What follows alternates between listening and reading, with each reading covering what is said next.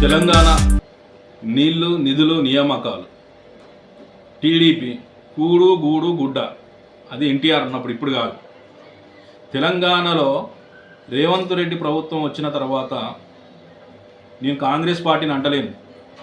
రేవంత్ రెడ్డి పరిపాలన వచ్చిన తర్వాత టోటల్గా మళ్ళీ ఆంధ్ర పాలకుల చేతులకు తెలంగాణ పోతుందేమో అనిపిస్తుంది. అరే, వాళ్ళ ఆధిపత్యం నుంచే మనం బయటకు వచ్చినాం.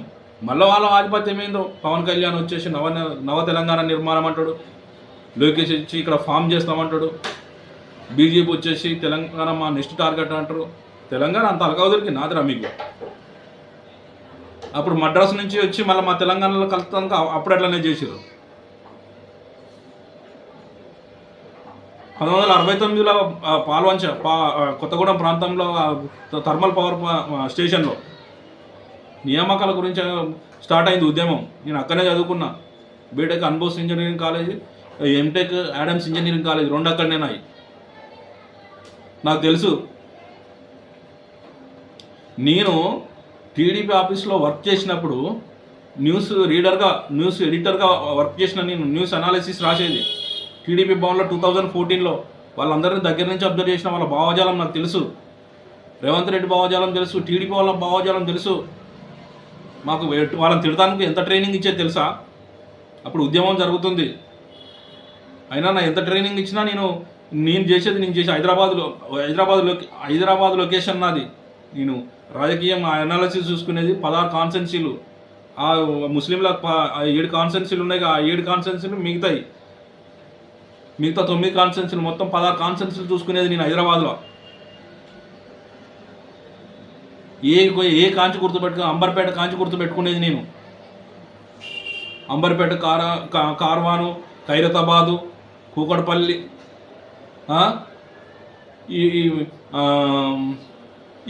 ఇట్లా గుర్తుపెట్టుకునేది నేను టోటల్గా. ఇప్పుడు గుర్తుకులేదు, కానీ నా దగ్గర లిస్ట్ ఉన్నది. ఇప్పటికీ నా మెయిల్లో ఉంటుంది. ఎవర్రా మీరంతా? తెలంగాణ వచ్చేటప్పుడు నాకు ఫిబ్రవరి 18th అనుకుంటా, ఎప్పుడు బిల్లు పాస్ కాగానే మేము బాంబులు పెట్టి ఎగురుతాను. అయితే టీ పార్టీ కోసం నన్ను ఫోన్ చేయమని చెప్పారు. నేను హైదరాబాద్ చూసుకోవాలి. టీ పార్టీ కోసం ఫోన్ చేయి, కంటెస్ట్ చేసే ఎమ్మెల్యేలకు కానీ ఎంపీలకు కానీ ఫోన్ చేయి. అప్పుడు మల్లారెడ్డికి అప్పుడే ఎంపీసీ టికెట్ ఇచ్చారు. మహానాల్లో ఆయన బస్సులు పెట్టిండు, మొత్తం ఆయనే బస్సులు. రేవంత్ రెడ్డికి ఫోన్ చేస్తే ఏమన్నాడు తెలుసా? ఫస్ట్ మల్లారెడ్డికి ఫోన్ చేసిన. మల్లారెడ్డి ఏమన్నాడంటే, సీనియర్లు ఎట్లా చెప్తే అట్లనే అన్నాడు. స్టార్టింగ్ అప్పుడే మల్లారెడ్డి. రేవంత్ రెడ్డికి ఫోన్ చేస్తే, ఎవడరా తలకమాసినోడు, ఎవడరా నీకు చెప్పింది, ఎవడరా నీకు అన్నాడు, అని ఫోన్ ఇయ్యరు అన్నాడు. నాకు చెప్పింది CL Venkatrao, doctor CL Venkatrao. ఎంత ఆగమాగం చేసిరు తెలుసా? లెటర్ ఇచ్చారు. తెలంగాణలో కాంగ్రెస్ పార్టీ కేసీఆర్ది ఇలకట్టలేని ఉద్యమం, అది పోరాటం. అది సర్వే సత్యనారాయణ ఎవరా ఎట్లా మాట్లాడింది తెలుసా? విజయశాంతి ఎట్లా మాట్లాడింది తెలుసా? ఈ పొన్నం ప్రభాకర్ నీకు తెలియదే? రేవంత్ రెడ్డి అట్లా చేద్దంటే నీ మీద పార్లమెంట్లో పెప్పర్ స్ప్రే కొట్టిరు. ఇవన్నీ గుర్తుకుండే. రేవంత్ రెడ్డి ఎవడే? తెలంగాణ వ్యతిరేకి. ఉద్యమంలో పాల్గొన్నారానే? ఇప్పుడు ఉన్న పార్టీలో ఉన్న వాళ్ళందరూ చెప్పుకోరానే ఉన్నోళ్ళు. సర్వ సత్యనారాయణ ఎక్కడ పోయిండే?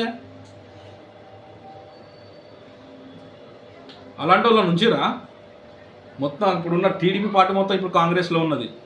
అందుకే ఎవడు ఏం సపోర్ట్ చేస్తలేడు. మన మీద వాళ్ళ పత్తనం ఏందా? తీసుకుపోయి వాళ్ళ కంట కడతారు. ఒక్కొక్కడు మళ్ళీ ఇక్కడ దాపరిస్తాను.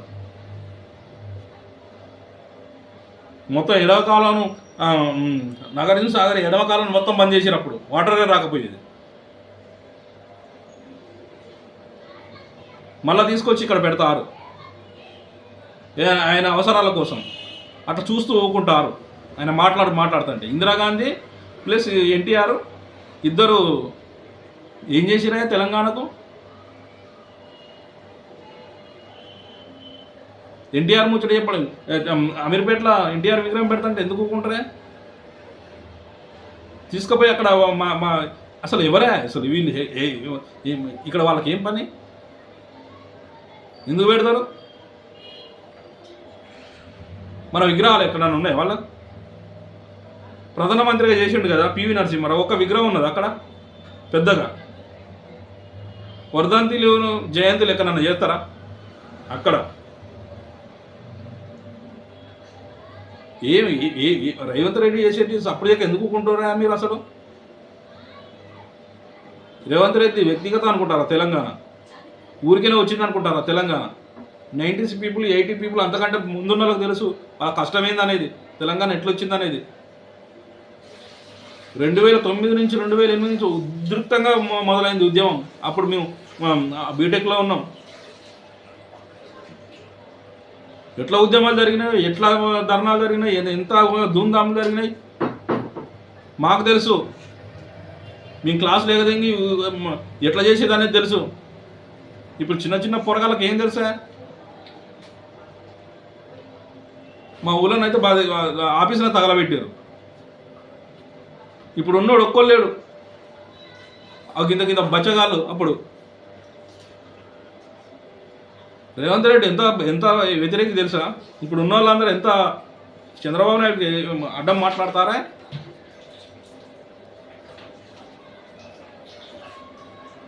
పొన్నం ప్రభాకర్ చెప్పు, నువ్వు అక్కడ పార్లమెంట్లో నీ పోయిన పెప్పర్ స్ప్రే కొట్టిరుగా ఎంత కష్టపడ్డారు తీసుకుపోయి. అలా వేసి లగడువాడు గోపాల్ గారు ఎంత డ్రామా చేసిండు. సుష్మా సార్ కష్టం లేదు, సోనియా గాంధీ కష్టం లేదు, మీకు కష్టం లేదు, సర్వేసాయి సత్యనారాయణ కష్టం లేదు, విజయశాంత్ కష్టం లేదు, కేసీఆర్ కష్టం లేదు. హరీష్ రావు ఎగవాడి కొట్టిండు. బాల్కసుమాన్ ఇప్పుడు అట్లా మాట్లాడుతున్నాను కానీ బాల్కసుమాన్ డిబేట్లకు పోతే ఇరగదీసి వచ్చేది.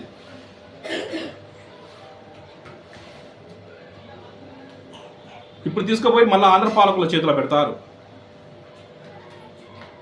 తెలంగాణ. బుద్ధి ఉండాలి కొంచెమైనా. ఆ తెలివని అవలాగాలు మాట్లాడతారు. ఎంత కష్టపడితే వచ్చింది, ఎంతమంది చెప్తే ఎంతమంది బలిదానాలు చేస్తాడు అంటే కేసీఆర్ బలిదానం చేయకపోయినా అంటారు. అప్పటికి నేను కాంగ్రెస్ పార్టీలోనే ఉన్నా. అయినా నేను కేసీఆర్ని ఇప్పటికి చెప్తా, కేసీఆర్ అనేది లెజెండ్. తెలంగాణలో సభ పెట్టిన వరంగల్లో సభ పెట్టినప్పుడు ఇట్లా మాట్లాడిండ పవన్ కళ్యాణ్.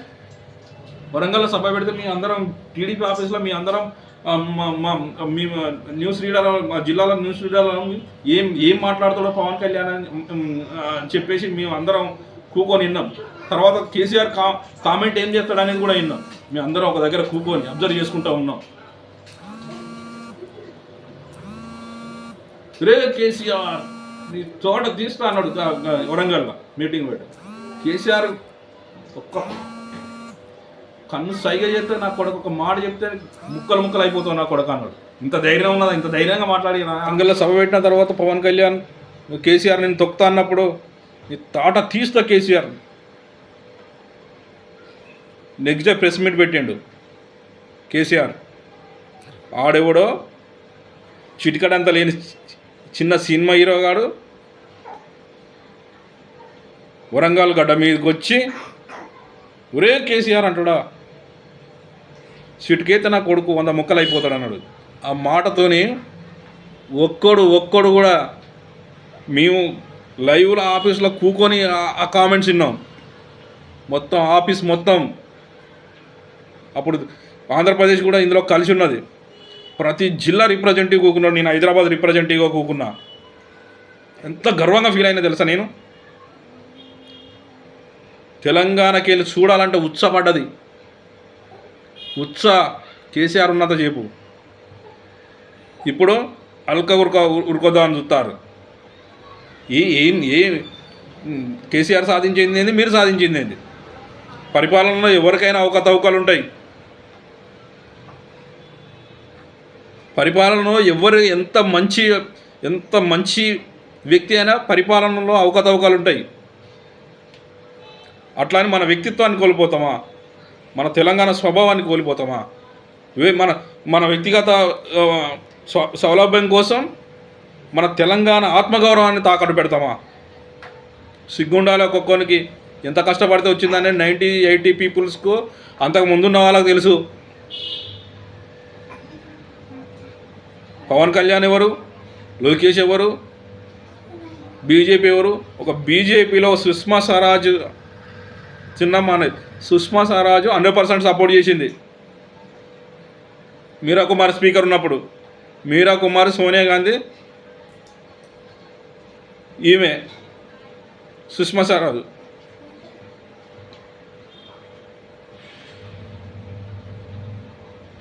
ఎవరు ఇప్పుడు ఉన్న వాళ్ళంతా తెలంగాణ నాశనం చేద్దాం అనుకుంటారా ఏంది? దయచేసి యువత అర్థం చేసుకోండి. పరిపాలనలో ఎవరైనా ఏదైనా చేసుకోవచ్చు, తెలంగాణ ఆత్మగౌరవాన్ని తాకట్టు పెట్టొద్దు.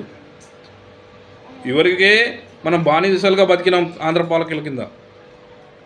మళ్ళీ వచ్చి ఇక్కడ పెత్తనం చేస్తానంటే ఊకునేది లేదు, ఊకోకూడదు కూడా.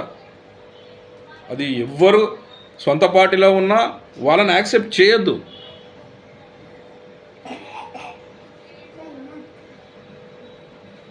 Thank you.